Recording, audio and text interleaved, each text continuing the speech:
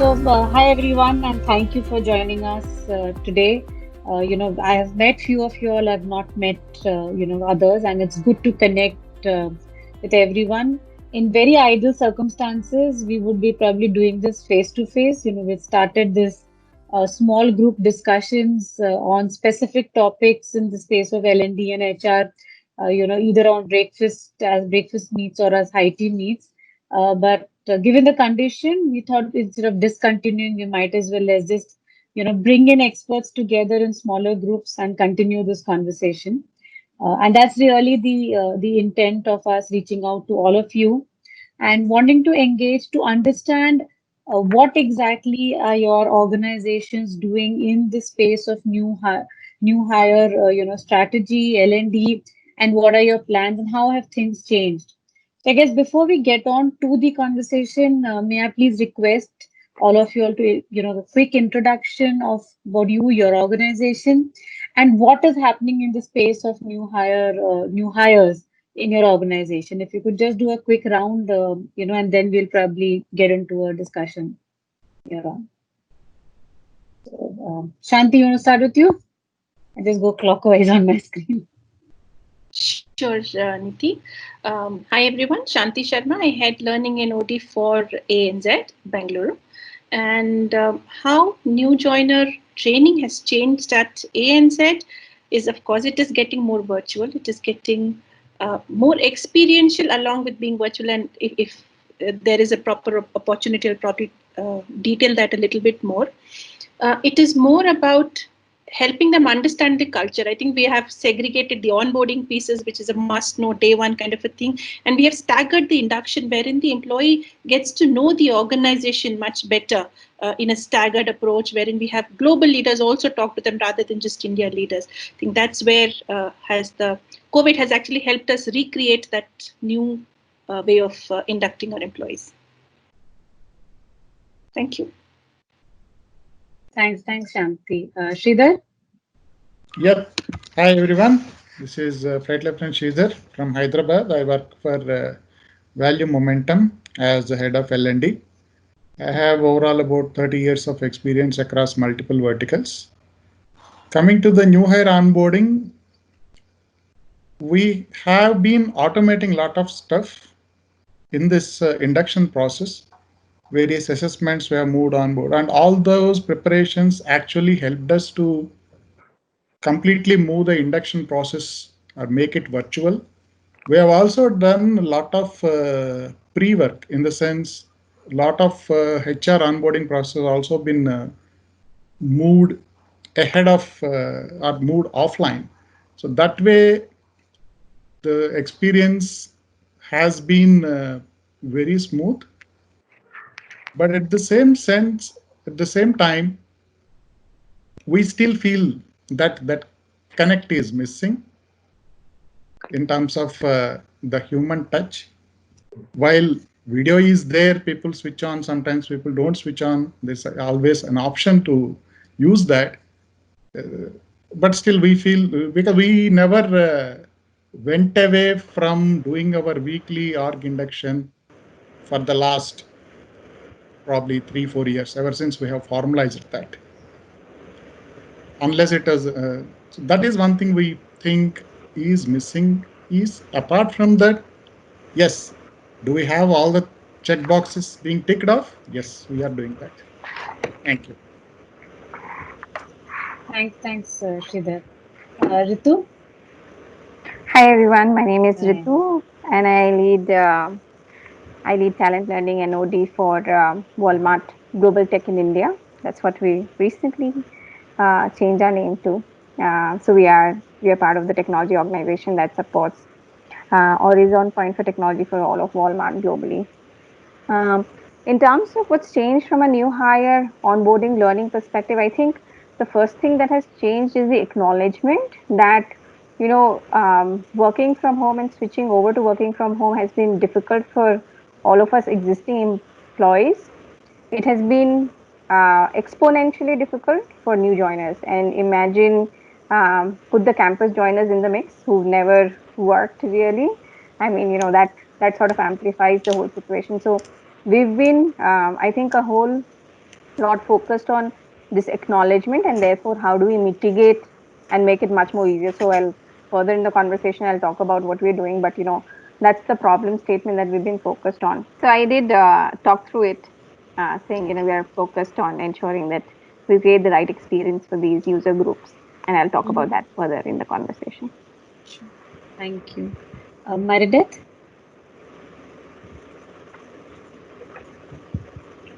So hi, good evening from here in the Philippines. So I am from CGI Philippines, but I have my colleagues with me, Anil and Rita, who will be joining the meeting. I think any minute now.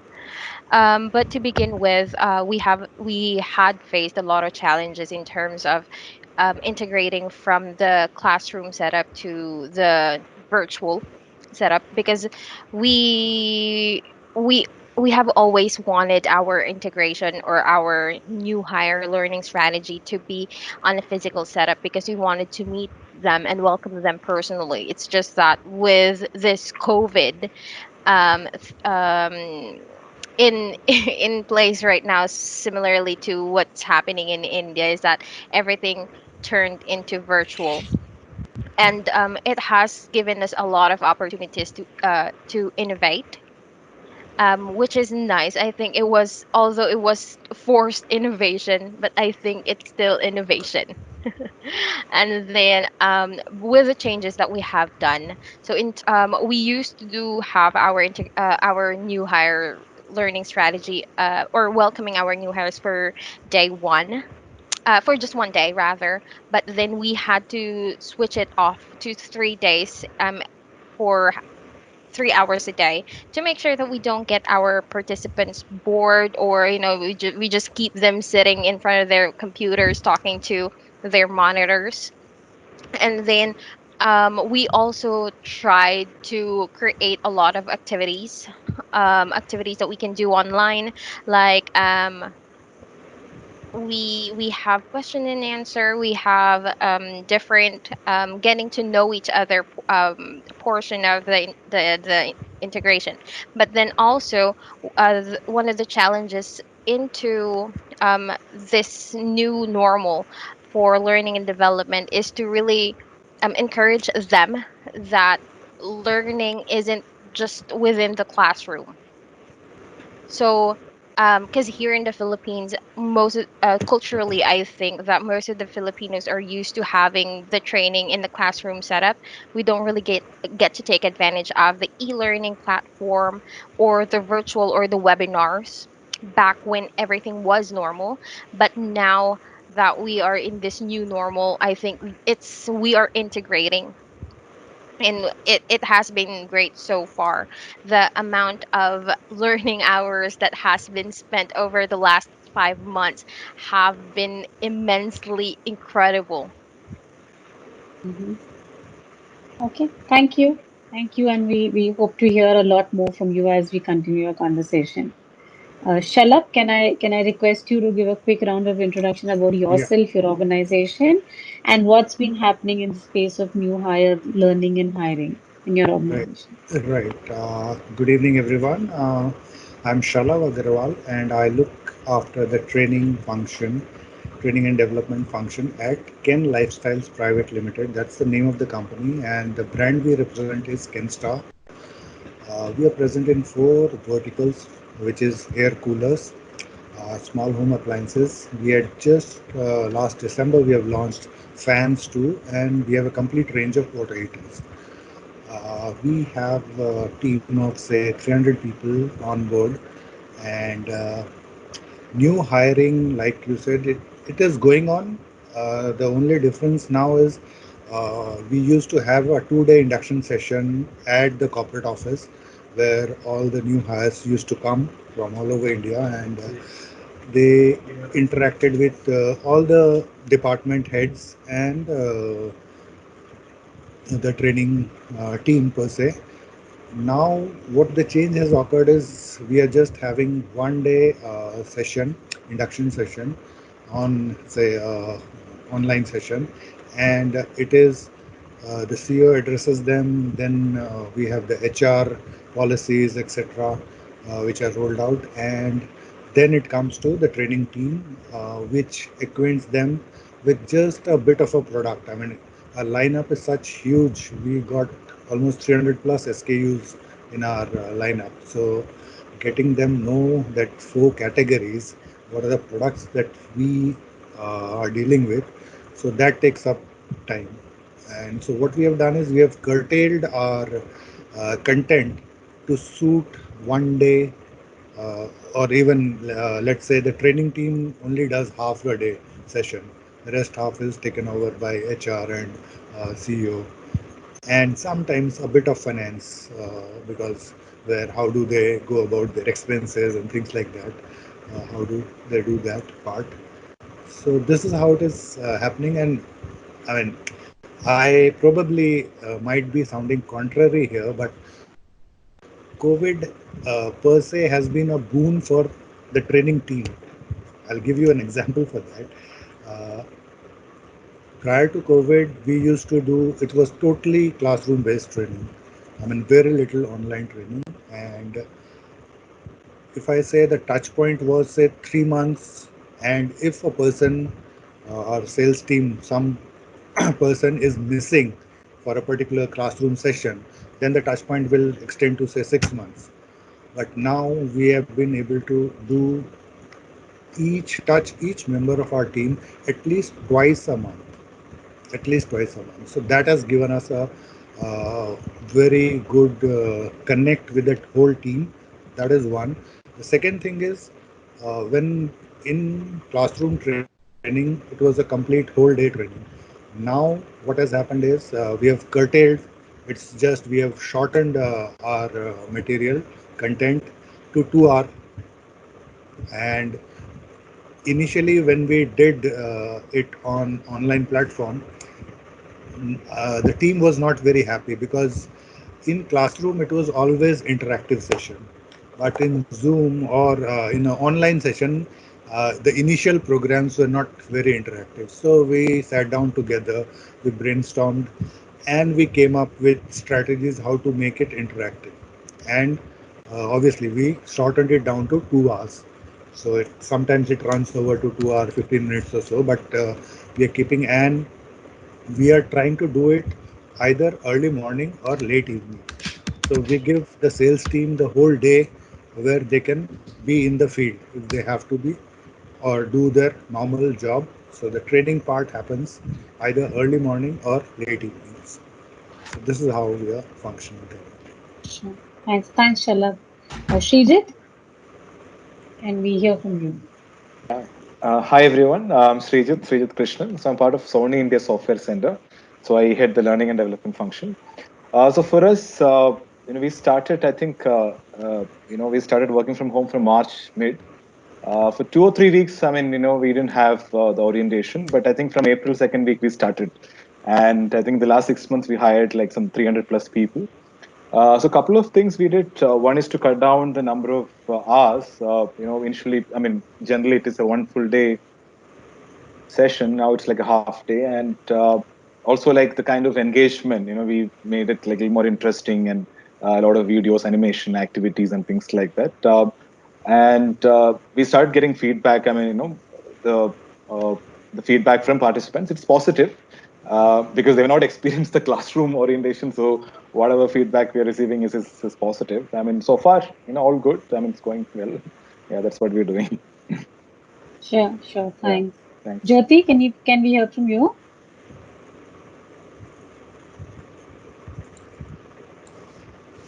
Sure, Nitu. Uh, so, Nitin, I'm Jyoti, working at Nest Digital Engineering at a global firm. 19 years of experience, and my passion is into people development. So, my specialization goes there, and managing learning solution with a customer centric is what my whole focus is on. Okay, and I'm also the founder and host of Stars of Learning podcast, where I have had amazing, interview with the thought leaders in the learning industry, with a mission to engage, enlighten, and empower. And people across 48 countries are listening and are taking benefit in the learning space. So, with the COVID no COVID, there were many key drivers at NES where employee engagement was a key focus. And for HR, our important aim was to, rethink and realign all our processes and make changes wherever it required, which is mostly our aim was to go employee centric and give that kind of a benefit for the employees.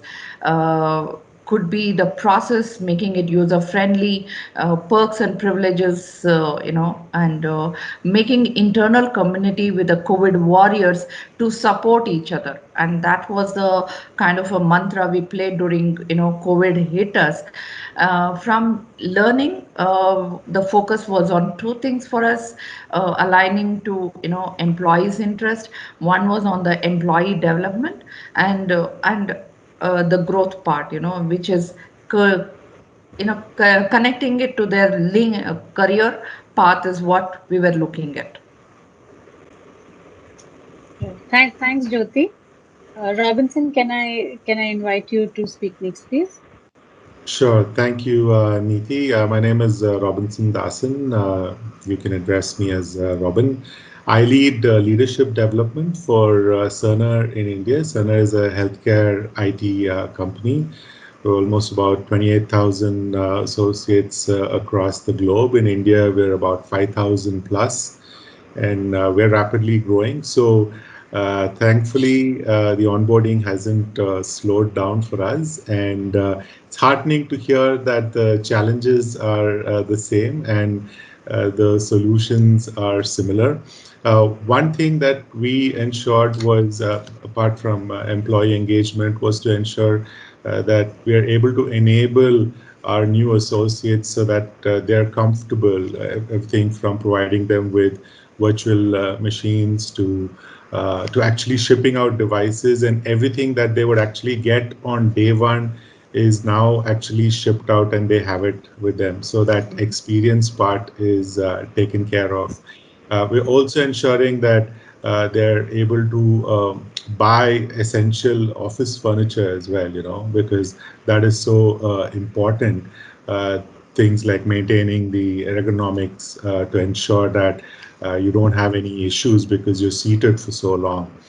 So those are some of the things that we've done in the onboarding space. Sure. Thanks, Robin. Rita, you are from the CGI team, right? That's right, Neeti. Yeah. Would you like to add to what Meredith was mentioning? Sure. So I'll just introduce myself quickly and what we do here at CGI. So I'm Rita Daniel, and I manage a couple of functions here. So I do the new joiner integration piece, which includes the onboarding to an extent, as well as the induction and get certain mandatory trainings that we get them to do as part of our organization compliance. And so since COVID, it hasn't been easy. And like someone mentioned that 1 month they couldn't really do an induction. That was similar the case. I mean, similarly our situation as well. I mean, 1 month we were still trying to figure out what is this, how long will this work from home go on, and all of that. But yeah, so we. But then April onwards, we have started doing our programs in the virtual mode, and there. Like somebody did mention, so earlier it was a two full day program, but now we are doing a condensed format, and also we do it like for 3 hours each day over 4 days. So 3 hours for 4 days, and we kind of cover everything that they need. And I think this has been more fruitful in terms of our time as well as the participants' time. While it's sad about COVID, I think this is the good part, that we have come out with innovative ways of not stopping some of our mandatory jobs, and we are exploring options about how we can do it virtually and still be just as effective. So yeah, to an extent, I think on the induction piece we have kind of settled down a bit now, and there's been a steady. It's been steady in terms of scheduling and participants attending and all of that. Yeah, so that's about what I do on the new joiner piece here in CGI. Thank you, Neeti. Yeah. Thanks, Rita. So, it's quite interesting that everyone, and you keep hearing saying that we immediately moved from physical classroom to virtual classroom. We shifted to, quick things. We used some tech, platform, and then, life was as usual. But we all know that we've been facing a lot of trouble in not just engaging the learners, but probably making the whole learning process a lot more effective. Because in a classroom, I think we have the learners captive, and there's a lot that a trainer can do face to face than what he or she is doing virtually right now. So, Ritu, has any pedagogy of a learning changed at your organization? Apart from, of course, going virtual and making the other small changes, have you made any more shifts? So in terms of the whole experience, right? I mean, we've made quite a bit changes in the whole experience that we create for our new joiners now. One, we were primarily doing things in the first 30 days. One of the first things that we do, and luckily we were working on this tool. We launched an onboarding tool which has a 90-day journey now, and at any point in time, the learner can go into that onboarding tool and check on X day what should I be doing, or in week one what should I have done, or access to resources that we would have covered in that week, right? So I think that digital platform enablement has helped, and we were getting some good feedback around that. The second thing we did is, like a lot of folks here said, right? We made the whole engagement longer. So we were doing like a day one, and then we would do a day 30, and bring them back. What we do now is a half a day one, then we bring them back on day 10, then we bring them back for a conversation with our center head on a day 30. We bring them back on a day 45 for a conversation with their function lead, and that continues. We also have tightened some of our processes. So, for example, day one, we as a process, and we bring in on an average 100 to 150 new joiners every week at this point in time. On day one, we used to recommend that managers meet their new joiners. Now we've pretty much mandated it. Our business, we report managers who don't meet, and we follow that through. And a buddy assignment needs to happen on day one, right? And we, at the end of week one, we run a survey to check if the person has been assigned a buddy, have they met with the buddy, and all of that. What we're also doing is converting a lot of our conversations into online modules. Like, for example, we would bring in finance, or we would bring in InfoSec to talk about what is necessary for a new joiner to know, other than the fact that we have some mandated global learnings. We're converting that into some fun training, like a 15-minute refresher you go through. And on day 10, we bring you back to have a conversation to ask about, how do I do my reimbursements, or how do I do XYZ, where do I ask my questions, where's the HR chatbot, and all of that. And so it's essentially a lot of enablement, more than the learning piece, which we have made shorter, crisper, more interactive. It's the whole enablement over the first 90 days that we've put a lot of focus on. And the tool, having the tool ready and live, has been, a key enabler as well. Sure. Shanti, you want to add something?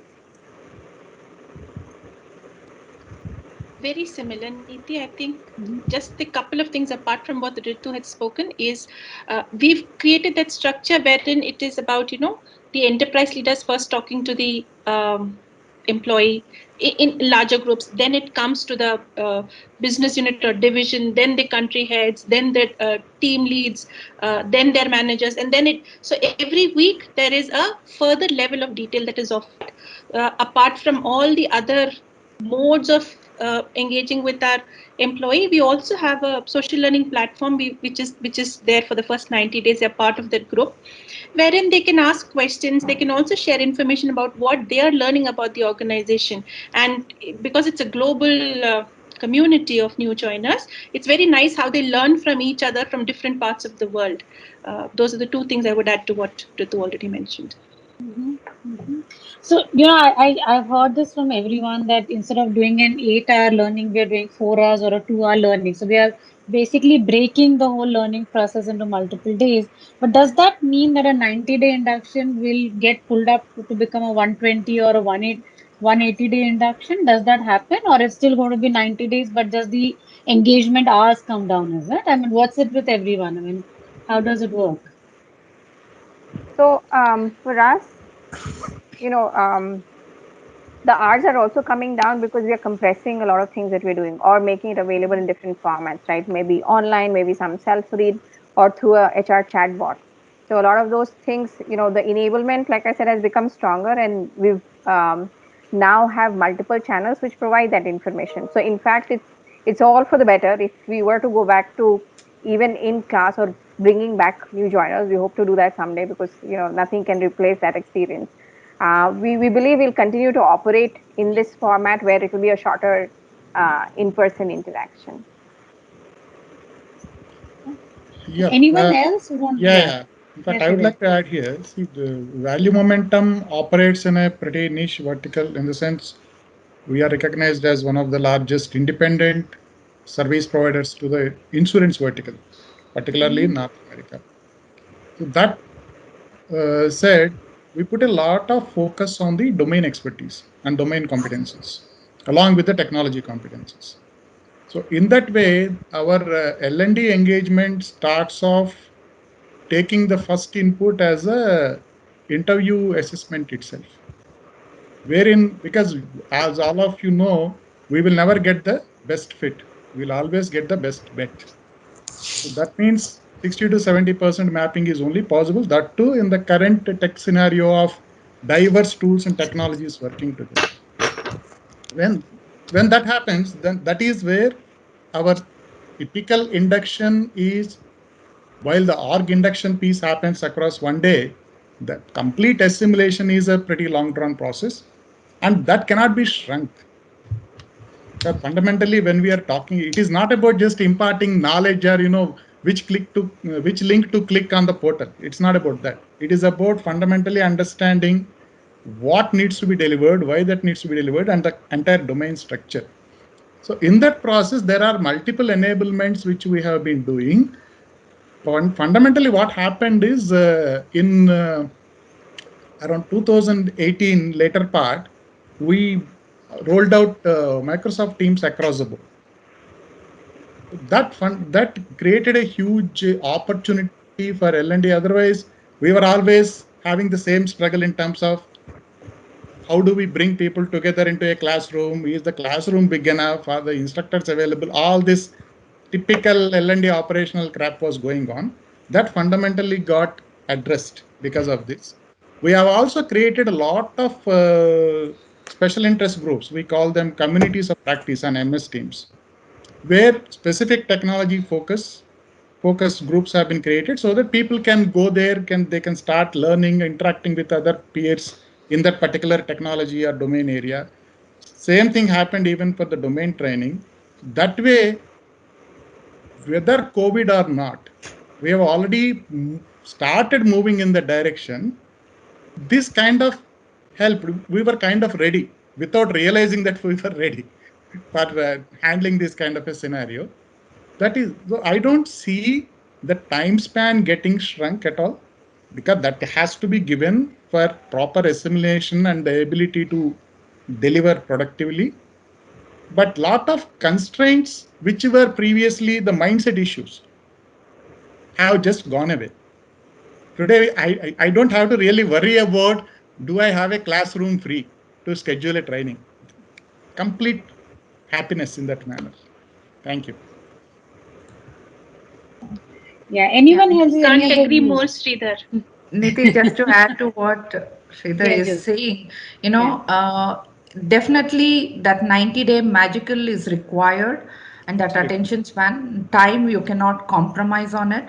And what we did at NES was, we gave a strategic direction for all employees, reiterating them that, no more traditional classroom training, you will have it. It's a mix of learning for you.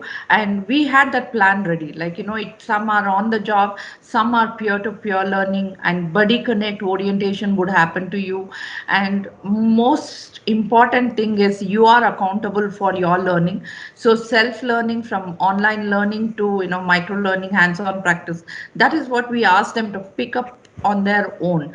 And and also these new hires, right, they're full of energy, right? So we told them, go for a certification, come with a, so you get a complete reimbursement on all of that. So in that way it helped the organization also on the skill development.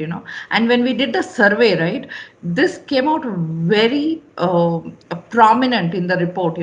Employee feeling more valued and appreciated being part of this whole process. And also for organization, it's freebie, like better retention, I would say.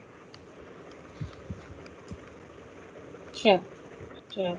Okay, we have Arvind who has joined us. Arvind, would you just want to give a quick round of introduction and what your organization is doing in the space of new hires and their learning? Hey, my apologies. I joined in a couple of minutes late. Okay. So my name is Arvind. I am the director for learning and development at a company called Eka. We are a India-based, can't call ourselves a startup because we have been around for 16 years and we've been here for a while. But we are in an ERP equivalent space where we make a software that is used by commodity trading companies. So essentially, when they move commodities around the world, they need a software to manage their entire operations, and that's the software that we make. So ask the L&D guy to explain the product, and we always do a beautiful job of it in a minute. I've done this in multiple inductions by now, so hey, that helps. So yeah, that's what I'm about. That's what we do. And it is interesting to hear the points that people are saying here about online inductions. It's quite cool because we have some really specific problems as well around time to productivity, lead time to productivity that was solved by an online system. I guess I'll chip in and add more about that as we speak on. Sure, thanks. I'll just pick up from what Sridhar was mentioning about not having to worry about a free classroom or an infrastructure anymore, right? We've been contemplating and we've been trying to, get some data points around this. This next question that I have is, if you don't have fixed infrastructure, that we're not going to make investments in the future, are our L&D budgets going to come down, or is it that we can use the budgets or money that we're saving on the infra onto some other additional learning?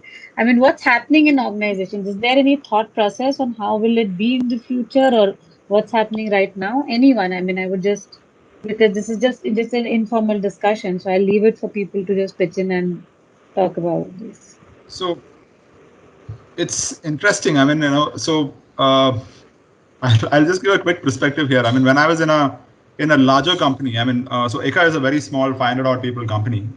When I was in larger systems, when I was given a budget, my whole point was use up the entire budget and get a set of things done in the meanwhile.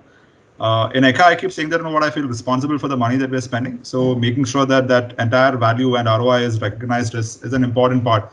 So has the money gone down? It really has not. But does it mean? So right now, the solution that we're using to bring this entire thing online is a SaaS. It's a SaaS-based software from a Canada-based firm.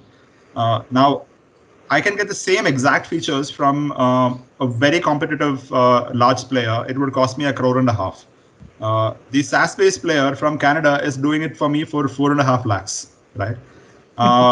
That comes from an understanding of exactly what you want. I mean, do you need a conferencing feature in an L&D software? I realize that I don't need it, because my people are very comfortable doing this on, say, Teams. Or, if I want to teach them a recording software for the sake of training, they're not going to do it, right? So record it on Teams, chronicle it in the SaaS software, in the L&D system. But in the L&D system, don't just dump a whole lot of stuff like you would do in a SharePoint, and all of us know that trick. It has to be a learning path based that is mapped to a role, So budgets are still there. I mean, I still find my company spending and significantly wanting to spend on learning. They definitely want to spend on, we spent a significant amount on sales training last year and a pretty large budget. But the whole point is what comes out of this. I mean, did that sales process that somebody come and teach us get imbibed into our process? If not, I mean, what really happened? So I think all of us have started questioning value a lot more. And the joke was that we were saying earlier, when we go to office, you go have a coffee, that is counted as work. Now all of us are responsible for the outcomes that we are producing. So I guess the same thing has happened everywhere. So I'll let everybody else add to this. Absolutely.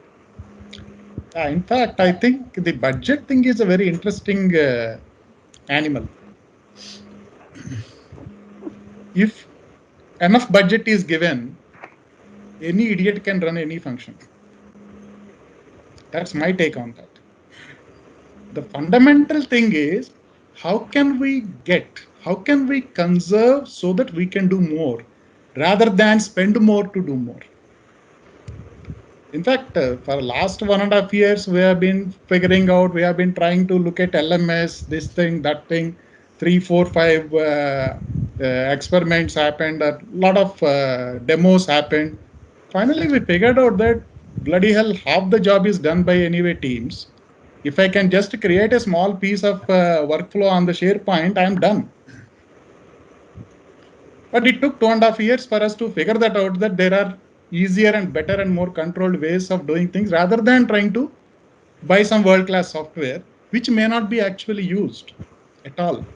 One of the fundamental challenges all L&D professionals face is no-show in the training room and not completing the trainings. There is no medicine. Budget cannot solve that problem for us. We need to figure out something else. That essentially, that is why. But what I'm saying, to answer your question, a smarter way of spending will be required. For example, teaching a technology training with a sandbox online is very easy. You cannot do that for soft skills. Yeah. You need to have a complete different set of tools and approaches to really make those things happen.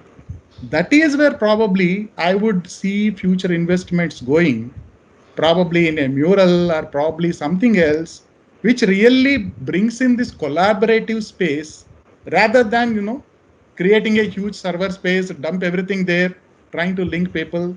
I think those days are over. Yep. So true. Sure. And Absolutely. Niti, just to add to that, Yeah. there's always that corporate dilemma, right? Investing on employees.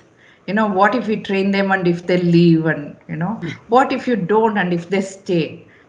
Yeah. That should be the focus for our learning department, to have that kind of a dialogue, because it's more on, competency enhancement, because training is vital, right? Because it improves employees' productivity. And definitely what Sridhar said and the other members said, a budget constraint, cost optimization, that would be a possible solution we need to look at, but no compromise on the training, because I've seen the shift in the people mindset also of late, that they are aiming to a lifelong learning, so more work to us. Sure. So in your sense, what will be the the fixed cost that we would save by doing what we're doing right now? I mean, so there's classrooms, there's travel, there's trainer going from point to point, right? There's hotels, there's a whole lot of other costs that I think right now for the last 6 to 7 months we've kind of not utilized, and and rightly so. I don't think we need to do that even in the future. But overall, what percentage of the L&D budgets would that be? 20, 25%? Srijit, any thoughts? Robin, Rita, I would Yeah, really yeah, want you sure. guys to I'll just, add. Yeah. So, yeah. something which happened right now. So people are, there's a paradigm shift. People are more open to virtual trainings. So even in March, April, I remember when I asked my folks, okay, can we do it virtual? No, no, no, wait for next 3, 4 months. Things will be fine. We'll get back. So that was their attitude, right? But now kind of everybody's like, kind of accepted that, this is the future. So, there are like, in our scenario, so we have like a couple of, programs where we get like some international trainers, hardcore technical trainings, right? So there was one training, I'll just give a case, which was planned in March end, and the trainer was from Netherlands or someplace like that. And the whole thing, we shifted to online, and we saved a couple of lakhs, right? So whenever there is this kind of like travel with respect to classroom, not much because it's our own infrastructure, but yeah, travel and things like that, we'll be saving a lot of money for sure. And people are now open, so we can have this mixed approach. Once things are settled, have a both classroom and online in the future. Yeah.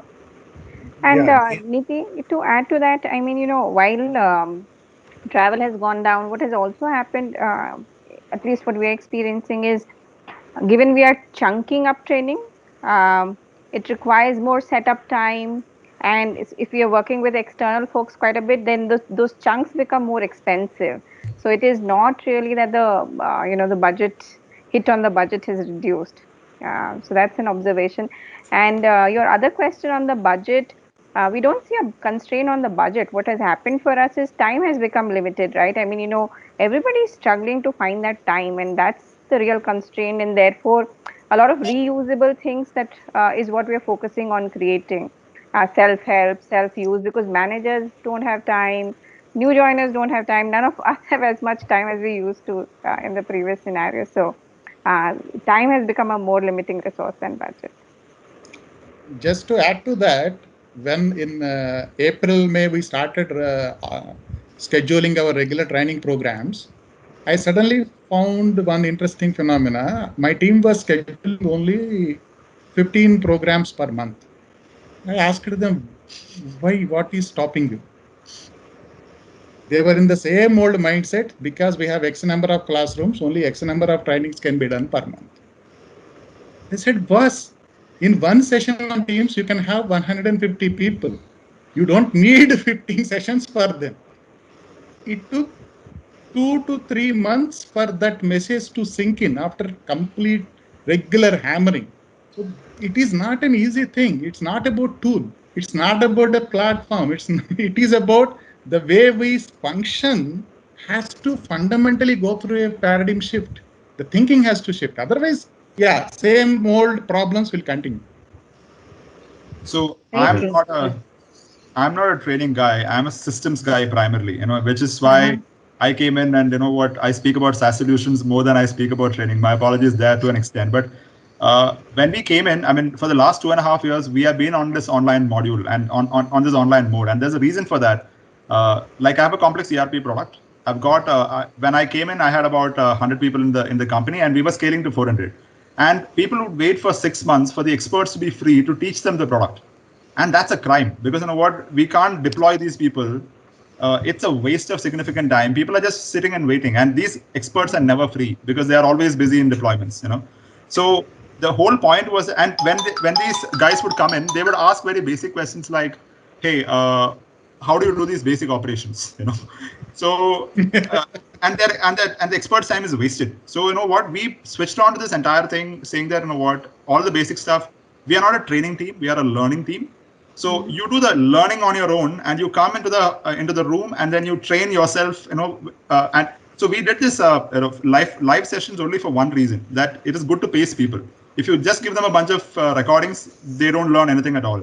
So you do a bunch of self-learning, and then you come and train yourself. You get the details, and then you move on. So that has worked brilliantly for us. So even when we speak virtual, I'm speaking of both recorded sessions and as well as trainer-led virtual sessions that are there. And both work beautifully when mixed with each other. So, yeah. Yeah, in fact, to extend what Arvind is saying, we had exact same challenge about 3 years back. We were always constrained because of this expert availability. Then we said, why are we wasting his time in addressing the basics? So we made it a mandatory practice of a blended learning. Any team which comes to me saying, I need a training, first thing is e-learning. First you go learn the alphabet. Absolutely. Then we will talk about writing books. So that fundamentally reduced the pressure. In fact, it also started making sense for the expert also, because he is no longer worried about the basics. He is now operating at a different level, adding much more value. Thank you. Robin, Yeah, I was just going to say, talking about technology, one thing that COVID forced us to do was look at how we want to optimize what we have. Because there was a lot of noise with even take something like Teams. Teams is not built as a learning platform necessarily, right? To run classroom sessions and stuff like that. So everybody wanted to immediately switch to Zoom. And you all know there was even the government of India highlighted security concerns and all of that, right? So we had to actually really look at how we want to leverage what we have. And what's great is that Office 365 as part of their continuous advancement, the enhancements are pretty quick, and so they're really providing those enhancements. Even now, you see the number of windows that are visible is actually increased. Sometime back it was less, right? So they're slowly enabling us to be able to use this as a platform. So we use other platforms as well, like Adobe Connect and all of that. But how to be able to optimize the tools itself.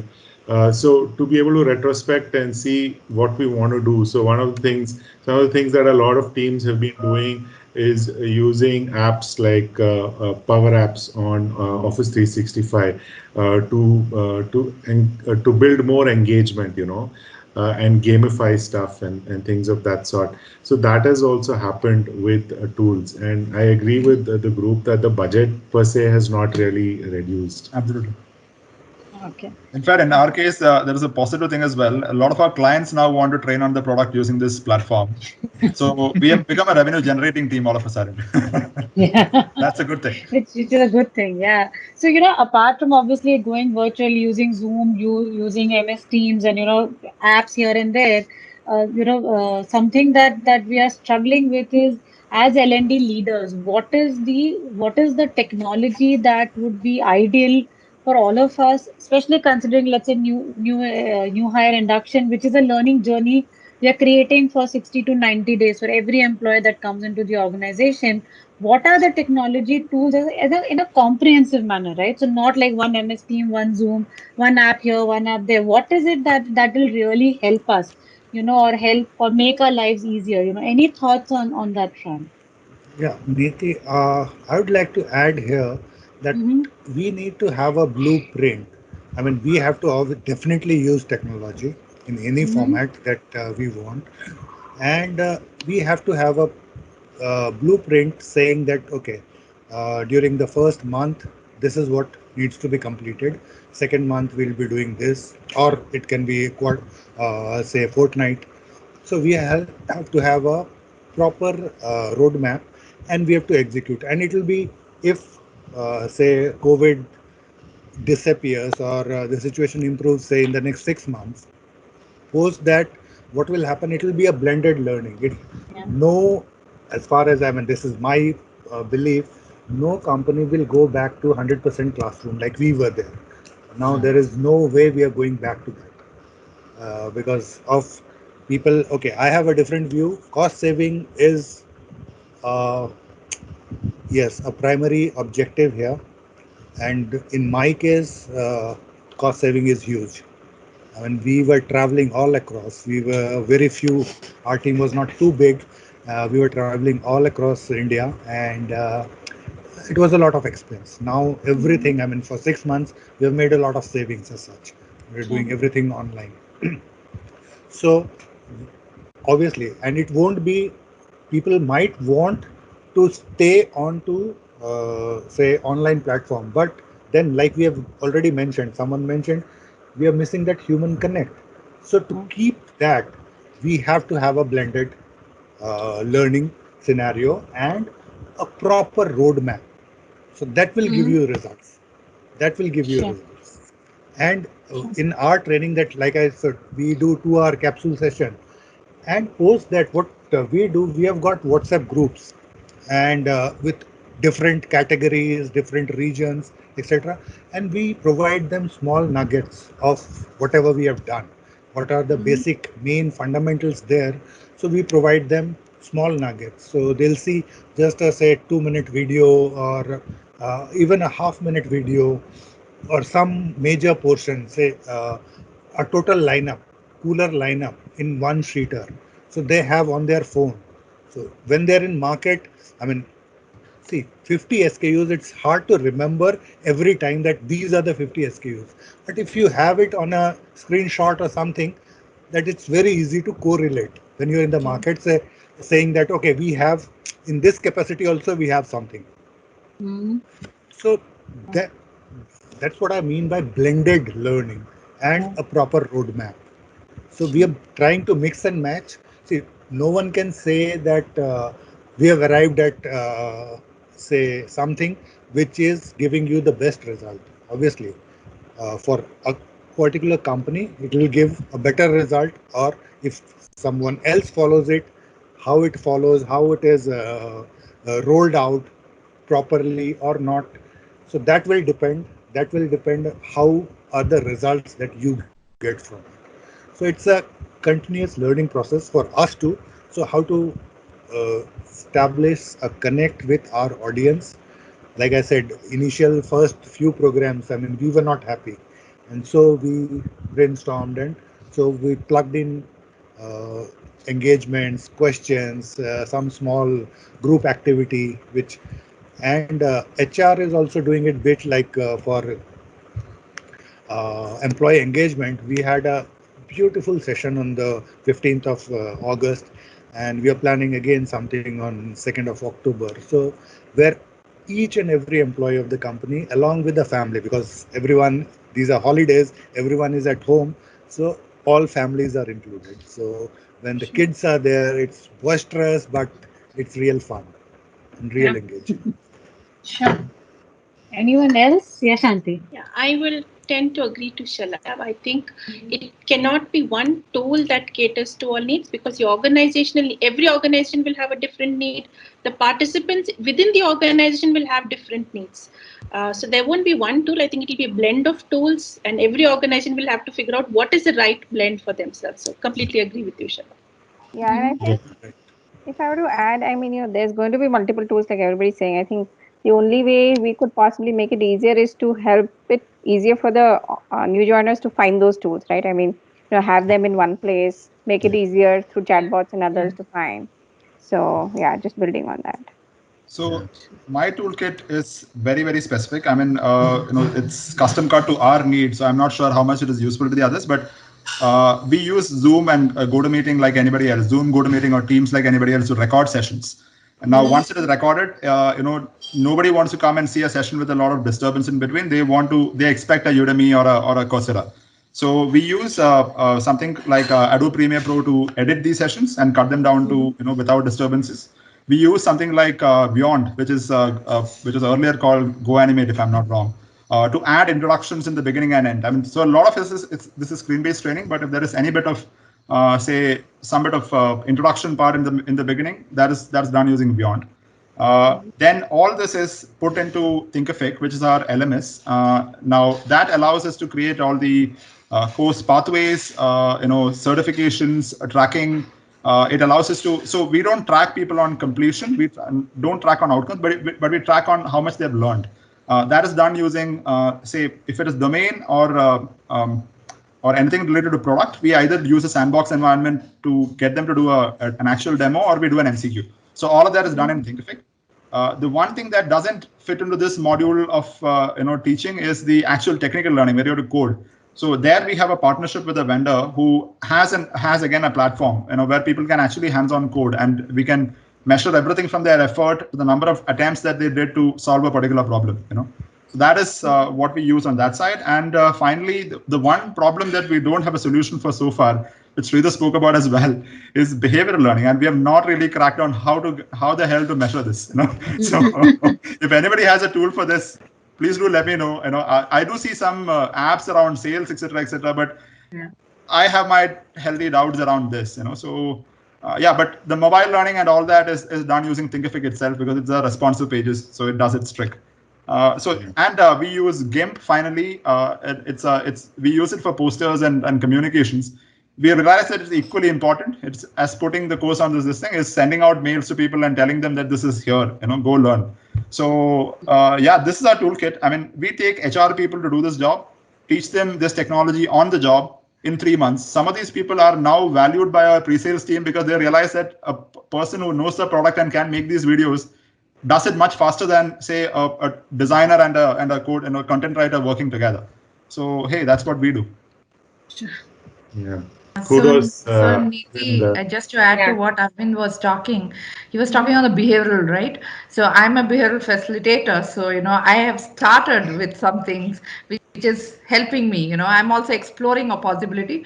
One is Zoom meeting. You have a breakout rooms there, which you can use it fantabulously. You have Mural software. You also have Mentimeter, which you can use to get the insight from the people across. You can use whiteboard.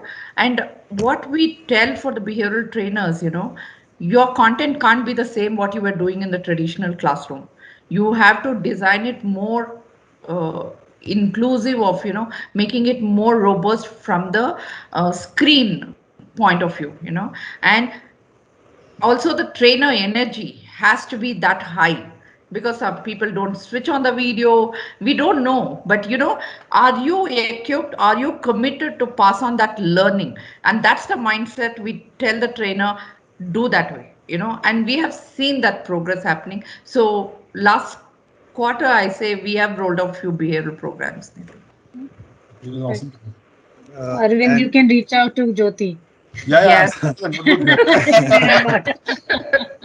One thing that I want to add here is, like programs, even if I conduct the same training over and over again, no two session can be same. Simply because the participants are different. And my session is not one way. It totally depends on the kind of questions my participant will ask and how I respond to them.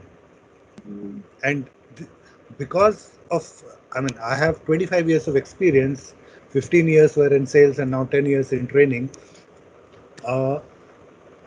You can relate, at least I do that. Something from my past will come in with a situation that a participant has asked. So I'll give him a direct example saying this is what happened and this is what I did, so they can relate. So that is just one perspective. So you can obviously have your own perspective, your own value judgment, whatever you need to do, and it cannot be. So when I see programs that, okay, this is my say signature program, so I get something comes to me saying signature program. If you're doing it for X person and if you're doing it for Y person, how can it be similar? So signature programs are something I am not very comfortable with. And when I was with the other side, I was the vendor and giving training to corporates. We never did anything without customization. Just to share just a small example, a communication HR person or the head of company says, we need training in communication. Now, communication training can happen for one day, it can happen for 30 days. What in communication do you need? Whether it's a written communication, it's oral communication, peer-to-peer communication, peer-to-superior communication, where is the difficulty actually? So until we do the customization, I'll not be able to provide you the right solution. I can just give you the templates, okay, for this you do this, but how do you really know which to use? So once I understand your basic problem, only then can I give you certain ideas. Obviously, no one can give you a solution. There's no proper solution. I can tell you these are the 10 things you need to do, but ultimately you have to practice those 10 things to get any results.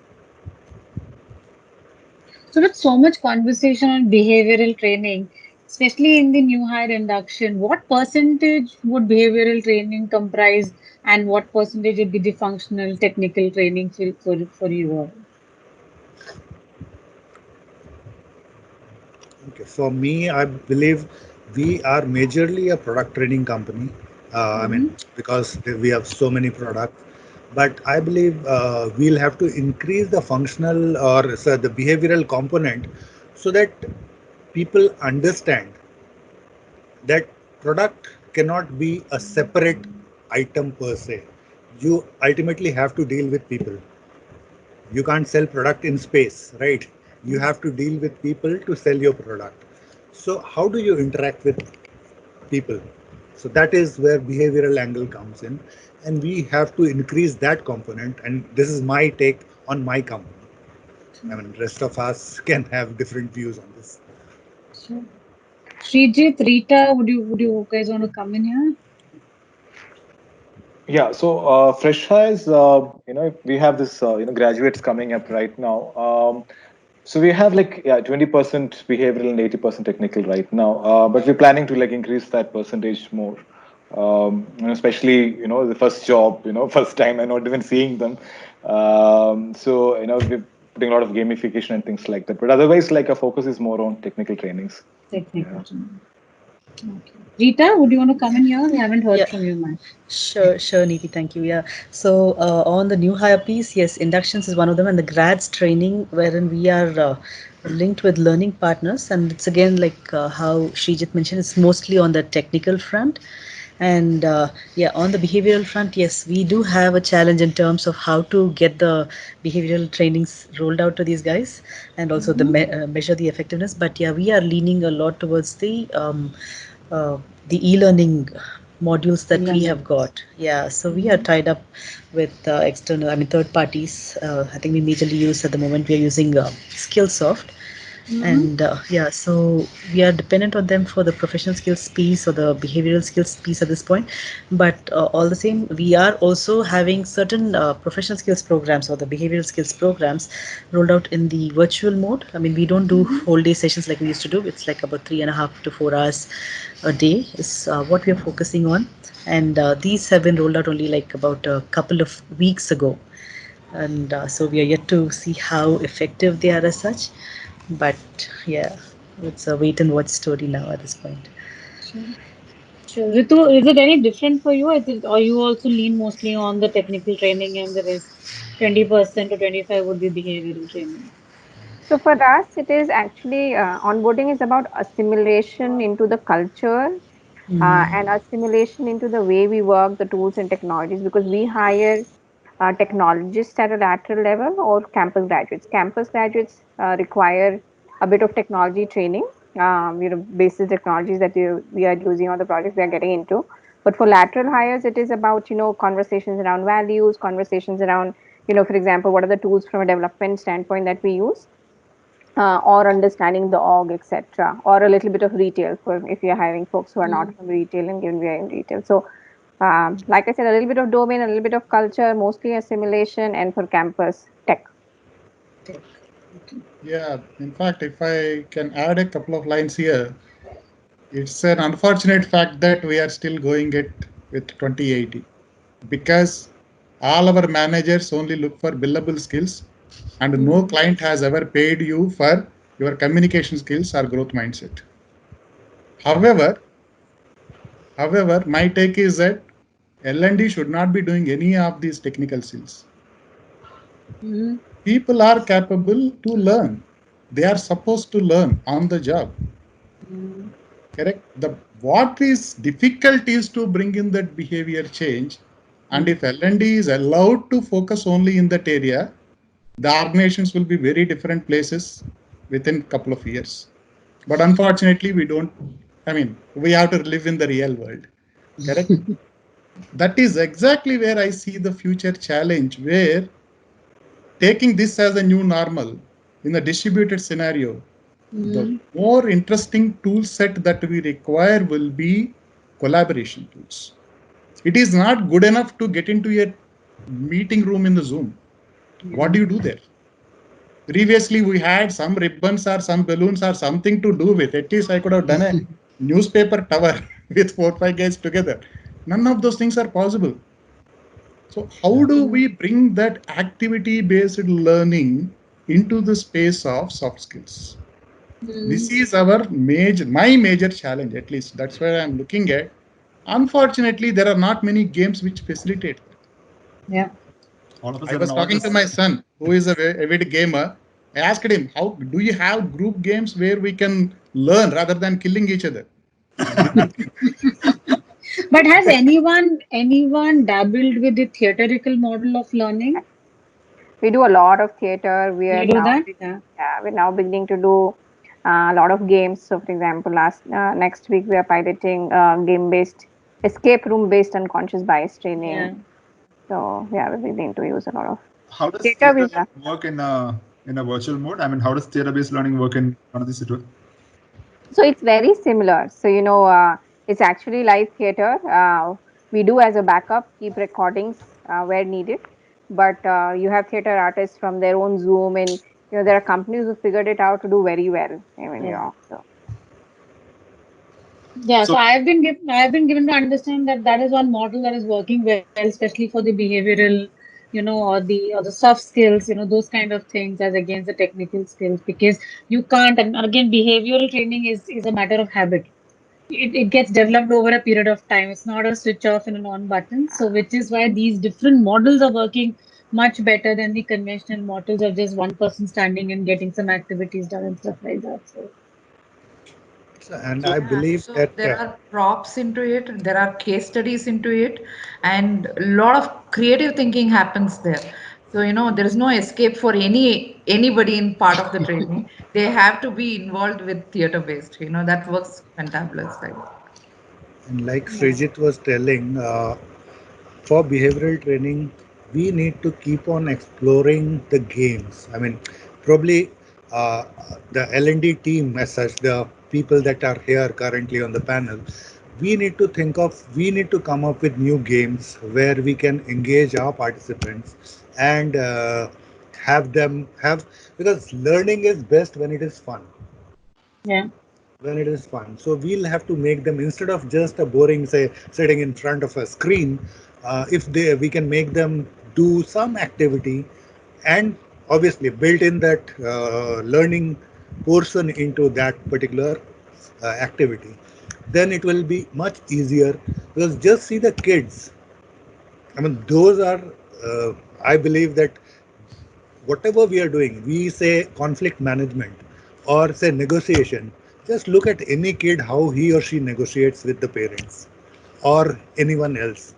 I mean, those are the best examples that we can get, instead of we getting hiring someone an expert on negotiation or something.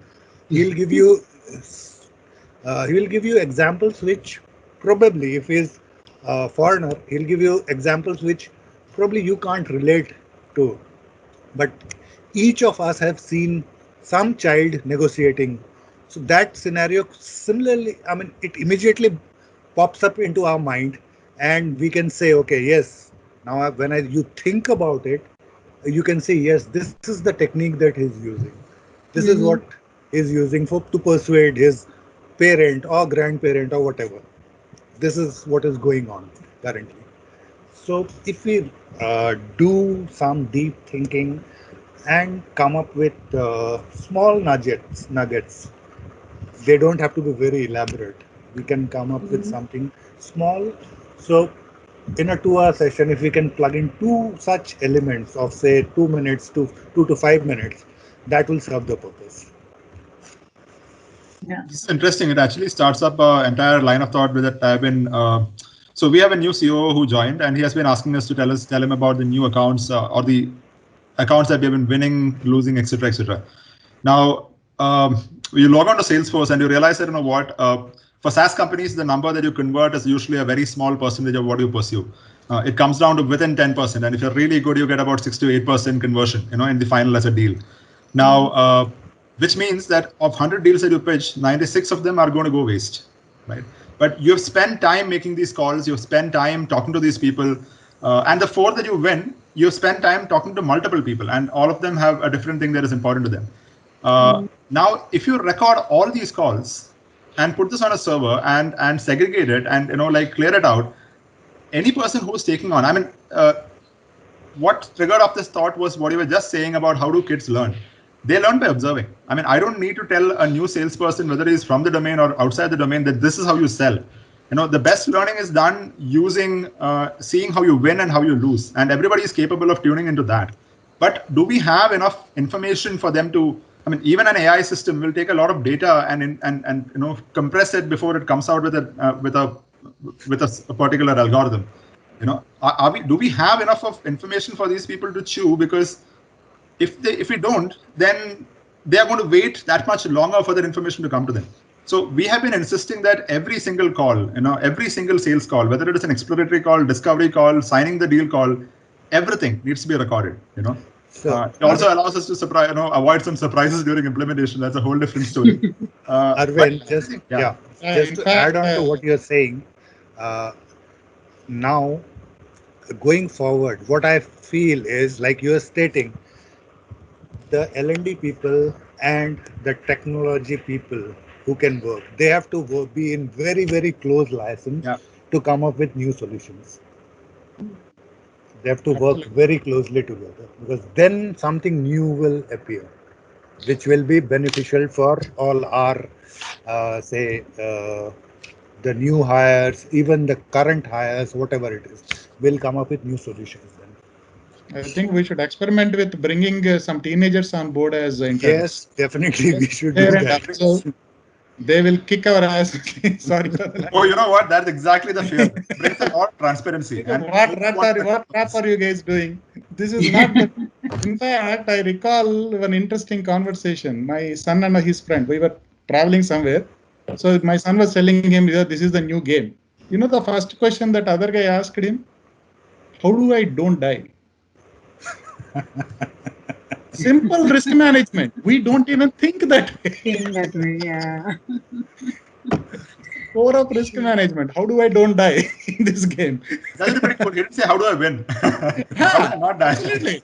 Jinda rahega to jeetega na. That is cool. It's a very Modi statement. Jaan hai to jahan hai types. Exactly.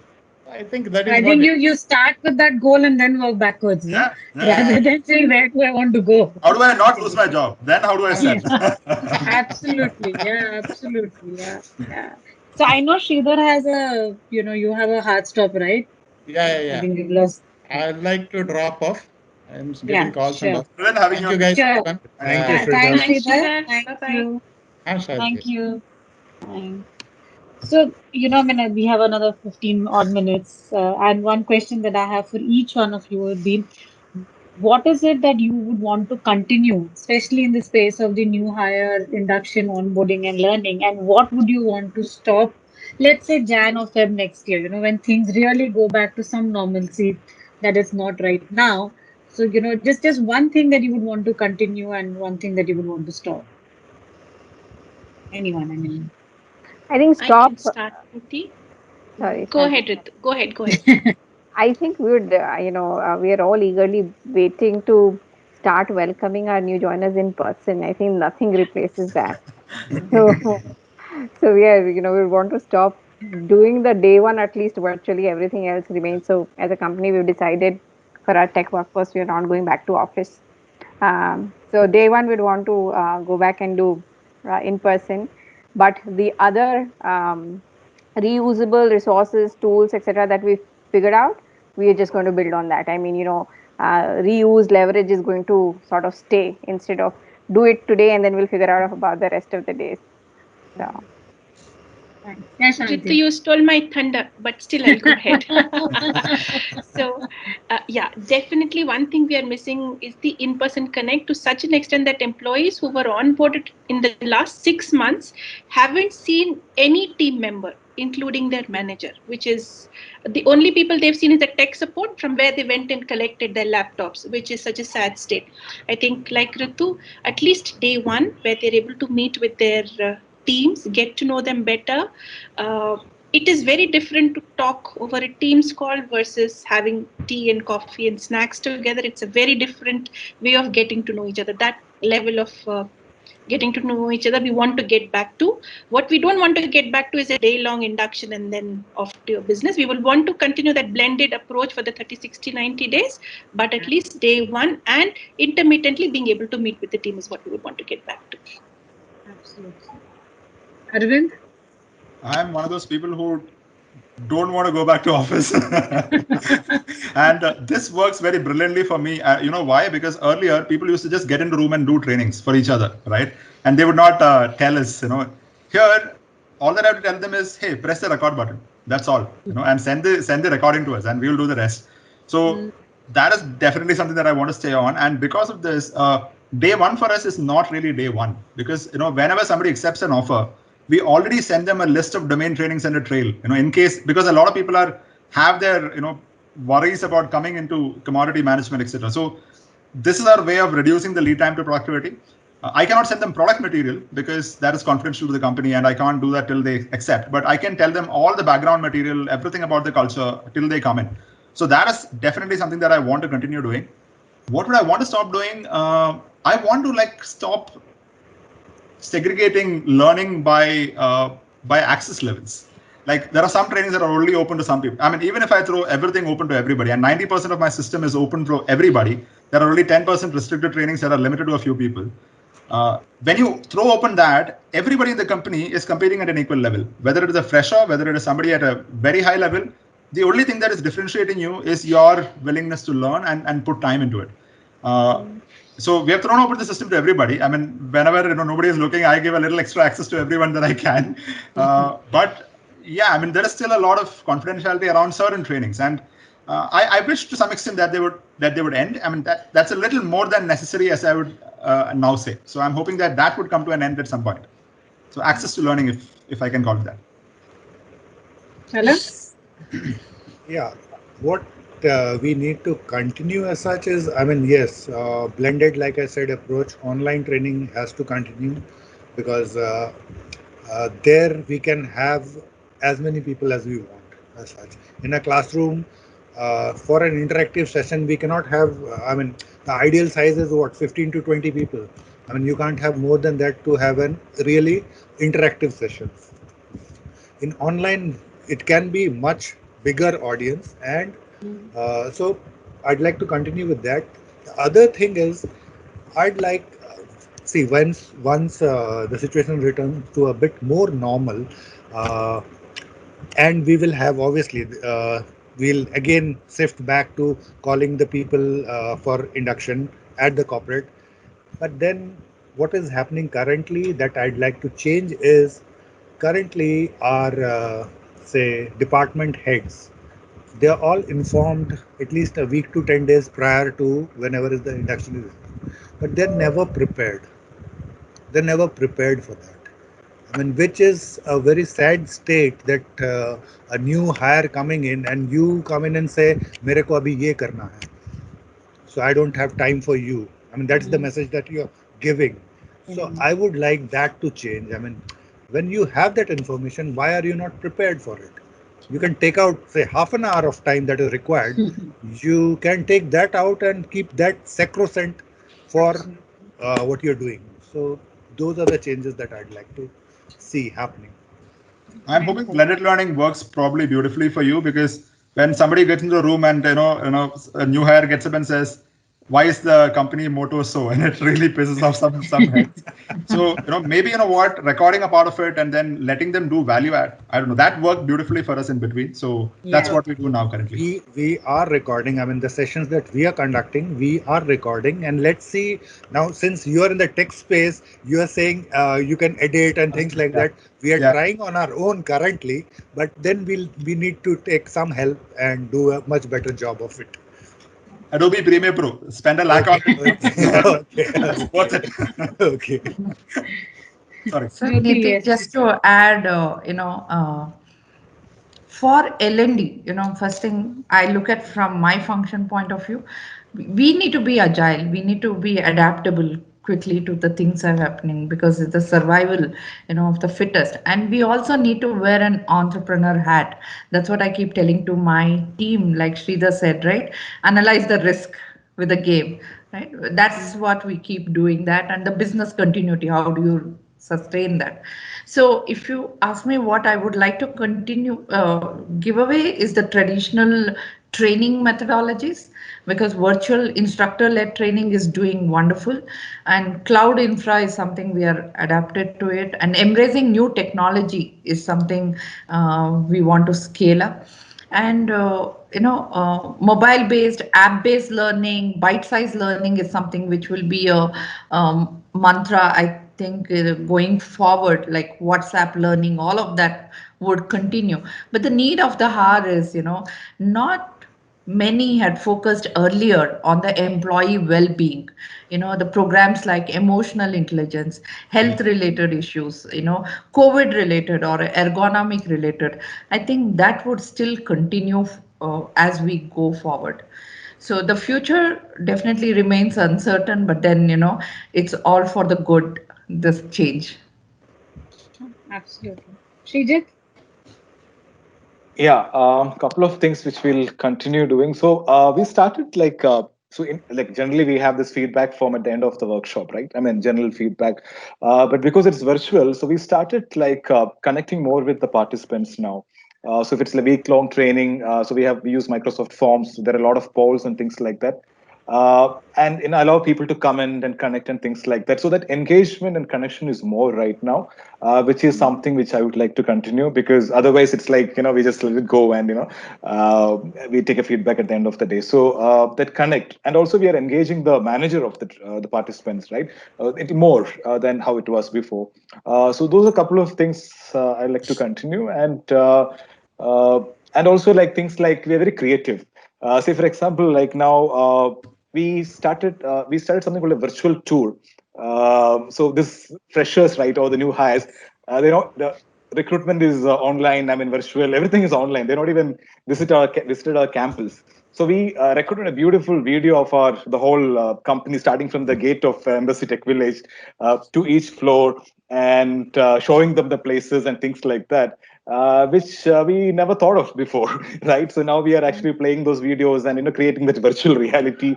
So those kind of creative stuff we'd like to explore. The truth is, like, whenever there is a need, we think differently. So that's what's happening right now. Yeah. So Srijit's office is right behind mine. I'm going to send my people to yours for the virtual tour. Oh yeah. We can cut the video and share. So Aravind, same building. Yeah. So okay. So that's what. Yeah. Stop doing maybe too much of screen time and too much of whatever virtual training will obviously stop. Yeah. Okay, Robin. Yes. All right, great.